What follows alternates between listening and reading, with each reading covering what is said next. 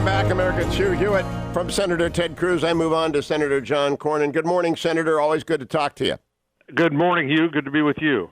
Now, I have argued in the past we needed witnesses. I've changed my mind. I think that the impeachment trial has become such a farce that it's doing damage to the presidency, and that you've got to think not in terms of the next 100 hours or 100 days or even 100 months, but 100 years.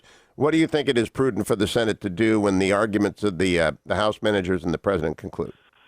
Well, the House managers seem to be begging for us to call Joe Biden and Hunter Biden to testify because they said the president had no reason other than self-interest to ask for an investigation into corruption at Burisma and in Ukraine in general. So that, as good lawyers know, that's called opening the door. But I'm inclined to your point of view. I don't think we should take the bait. Right now, the House managers claim they've got overwhelming and undisputed evidence, and I think they got a lot of problems. They haven't heard from Pat Cipollone yet, but we'll wait and see. But right now, I'm not for extending this for months and months while claims of privilege and the like are litigated in the courts. Can you expand on that? Because I think this is an unappreciated aspect. If, in fact, subpoenas go out for witnesses, and I expect there would be reciprocity between at least numbers, some of those, maybe Hunter Biden, certainly John Bolton, maybe others will contest what they have to testify on and to what extent, and that will be litigated in a way that the House just jumped over in their rush to impeach. That could go on forever.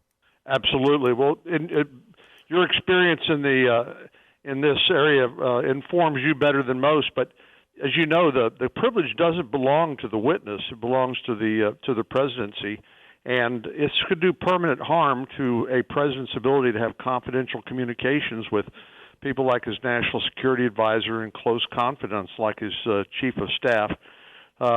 Here again, the House managers claim they don't need the evidence because they say it's overwhelming and undisputed, but I think clearly in trying to save time in the House impeachment inquiry to meet the phony Christmas deadline, they've now put the ball in the Senate's lap, and this could tie up the Senate through the election and even beyond as the courts litigate these claims.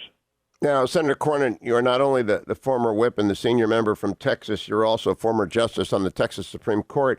Jerry Nadler accused you of participating in a cover-up. How did you react to that?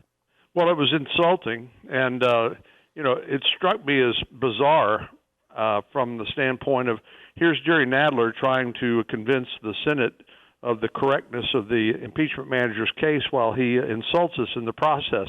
That seems like a strange method of persuasion, and I'm glad the Chief Justice saw appropriate to admonish the Senate and managers to let's have a little decorum here. This isn't the House. Now, let's talk just a couple more seconds about the next phase of questions. And Senator Cruz told us that the majority leader will determine for the Republicans in which order they are submitted, and Senator Schumer for the Democrats. Do you expect every senator to get an at-bat, or is this a matter of prudential organization by the leaders? I think more the latter. The experience from what I've seen in previous impeachment trials is they'll collect similar questions and consolidate those and put those to the impeachment managers and the president's lawyers. And we've allotted 16 hours to do that. That should give everybody a fair shot at getting their questions answered. Now, a small detail, Senator. I hope they're handwritten for the benefit of history in the archives, but Senator Cruz wants them to be typed in Word to make it easy. What do you think it ought to be? Well, I like your historical, desire to preserve this for history.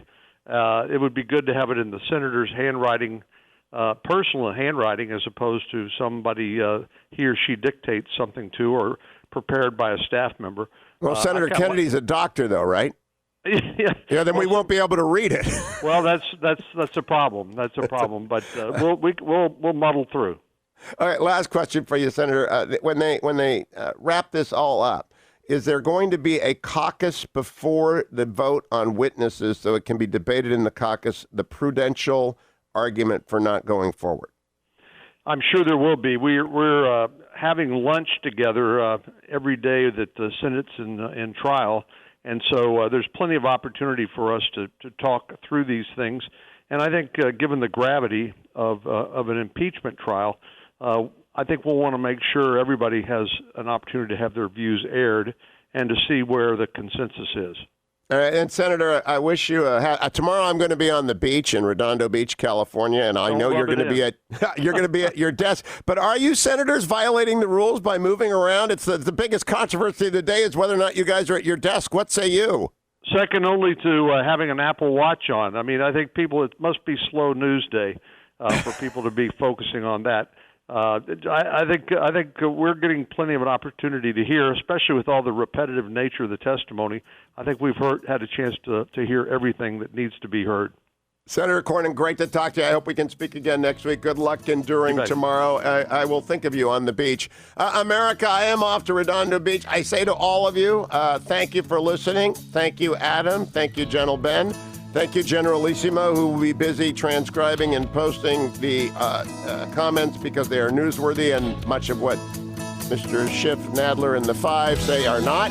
That will all be at HughHewitt.com. My YouTube channel has all of the national security interviews I've done. I think you ought to join the universe. This is the time you want to be a part of the universe, and you can do that at HughHewitt.com, and you can be back here on Monday for the next Hugh Hewitt Show.